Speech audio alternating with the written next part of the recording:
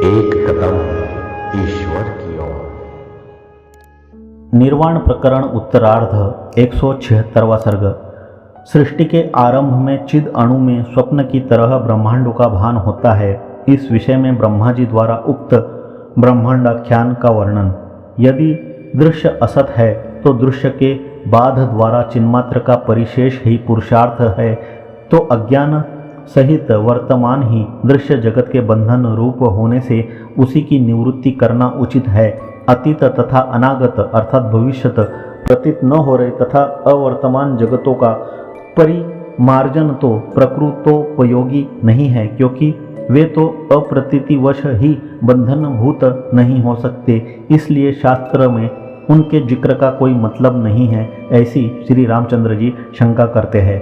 श्री रामचंद्र जी ने कहा, ब्रह्मन अतीत अर्थात भूत और भविष्यत असंख्य जगत है। उनके वृत्तांतों से आप मुझे क्यों प्रबुद्ध करा रहे हैं? यानी मुझे बोध कराने के लिए उनका उल्लेख उपयोगी नहीं है। केवल वर्तमान दृश्य का ही शास्त्र में उपन्यास करना चाहिए। अतीत अनागत अन्य किसी जगत के उपन्यास की आवश्यकता नहीं है। यह आपके आक्षेप का निचोड़ निकलता है, वह ठीक नहीं है। पद और पदार्थ का संबंध व्याप्ति ग्रह तथा दृष्टांत सिद्धि आदि अतीत व्यवहार के अधीन है। अतीत जगत के उपन्यास के बिना विचारात्मक शास्त्र में प्रवृत्ति ही नहीं हो सकती है। इसलिए अतीत आगे होने वाले ब्रह्मांडों का तथा वर्तमान अन्य ब्रह्मांडों का शब्द अर्थ के संबंध ग्रह आदि में उपयोग न होने के कारण उपन्यास नहीं करना चाहिए। इतना ही आक्षेप करना उचित हो तो कीजिए। यों अनादर से उसका स्वीकार कर रहे से भगवान श्री वशिष्ठ जी उत्तर देते हैं। श्री वशिष्ठ जी ने कहा, हे श्री रामचंद्र जी, इस शास्त्र में जगत रूप स्वप्नों में शब्द और अर्थ का वाच्यवाचक भाव संबंध क्या आपको ज्ञात नहीं हुआ? इसलिए इस शास्त्र को सुनाने के लिए नियुक्त पुरुष ने उनका कथन व्यर्थ नहीं किया। जो कथा सुनिश्चित वाक्यवाचक भाव वाले शब्द अर्थों द्वारा कही जाती है वही हृदय संगम होती है, वही यहाँ व्यवहार में उपयोगी होती है, अन्य नहीं। जो केवल लौकिक बुद्धि के अनुसार आलोचन करने पर आपने बहुत ठीक आक्षेप किया, यह अर्थ है। यदि तत्वज्ञानियों में प्रसिद्ध त्रिकाल में निर्मल दर्शन वाले तत्व का पर्यालोचन करोगे तो सर्वज्ञ अपने ही दृष्टा होने के कारण अतीत भविष्यत व्यवहित अर्थात व्यवधान में स्थित अति दूरवर्ती अनंत ब्रह्मांडों की वर्तमान इस ब्रह्मांड से रंच मात्र भी विशेषता न होने के कारण आपका यह आक्षेप उठ ही नहीं सकेगा। इस आशय से कहते हैं, जब आप ज्ञात ज्ञेय होकर भूत भविष्यत और वर्तमान तीनों कालों में निर्मल दृष्टि वाले होगे, तब उन सब को अर्थात अतीत अनागत व्यवहित अति दूर के ब्रह्मांडों को प्रत्यक्ष ही जानेंगे। तत्वज्ञानी की वर्तमान अन्यान्य ब्रह्मांडों तथा भविष्यत ब्रह्मांडों में पुनरावृत्ति शंका का निवारण करने के लिए पूर्वोक्त ब्रह्मांड भी स्वप्न प्रपंच तुल्य होने से मूल अज्ञान के बाद से बाधित होते हैं। यह प्रतिपादन करने के लिए उनका भी शास्त्र में उदाहरण देना आवश्यक ही है, ऐसा कहते हैं। जैसे स्वप्न में आद्य चिन्मात्र का अर्थात परब्रह्म परमात्मा का ही स्वयं जगत के रूप से भान होता है, वैसे ही अतीत अनागत आदि सकल सृष्टियों के आदि में चिन्मात्र का ही जगत रूप से भान होता है। केवल इतना अंश ही उनका उपयोगी है, अन्य उनकी अनंत विचित्रता प्रकृत के उपयोगी नहीं है।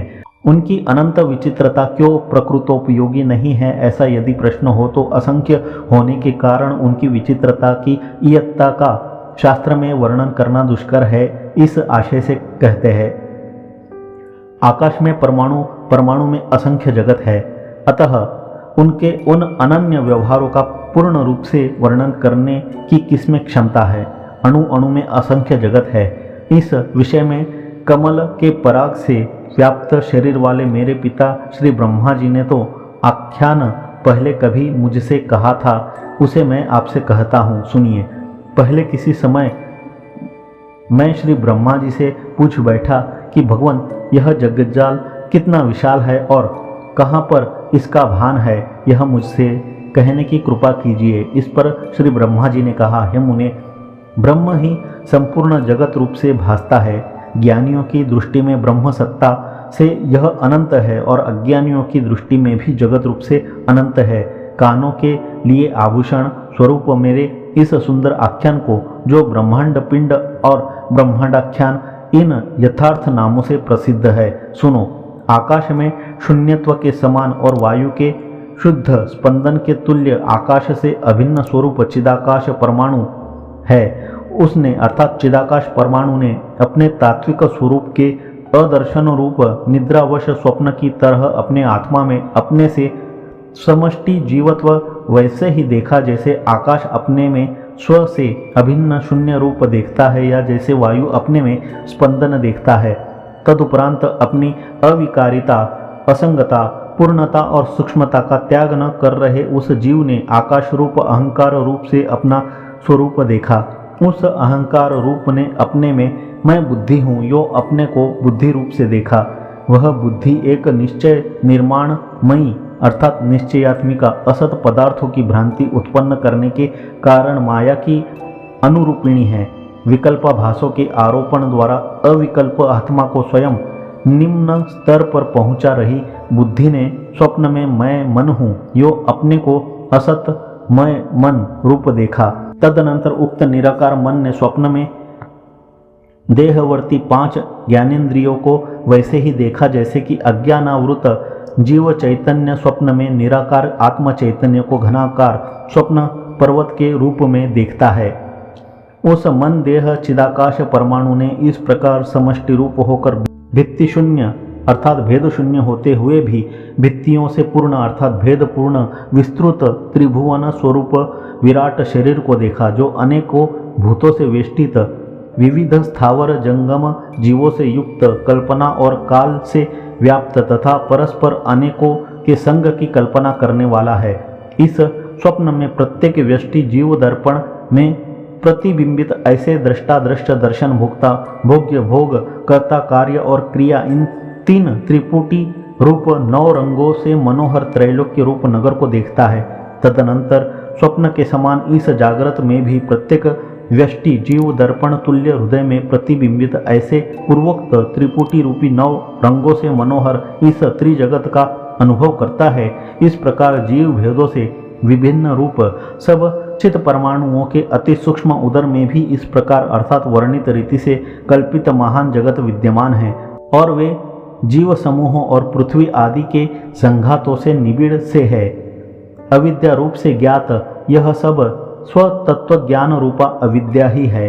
ब्रह्म रूप से परिज्ञात यह निर्मल ब्रह्म ही हो जाती है। इस प्रकार ब्रह्म रूप से देखने पर तो जो जगत स्वप्न जाल का दृष्टा है वह भी कुछ नहीं है। यहाँ पर कौन दृष्टा है, कहाँ से दृश्य है, कहाँ द्वैत है और कहाँ द्वैत का कारण है।